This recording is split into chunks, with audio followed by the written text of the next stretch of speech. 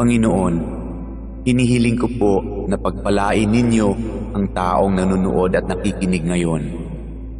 Pagkalooban niyo po siya ng mabuting kalusugan. Bigyang tugon ang kanyang mga panalangin ayon sa inyong kalooban.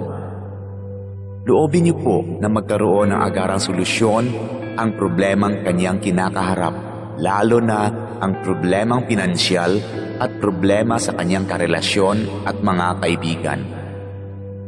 Ilayo niyo po siya sa tukso na kasalanan at lahat na uri ng kapahamakan.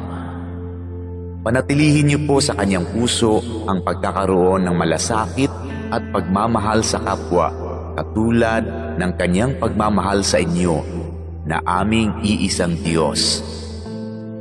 Ito ay aking hinihiling sa pangalan ni Jesus. Amen.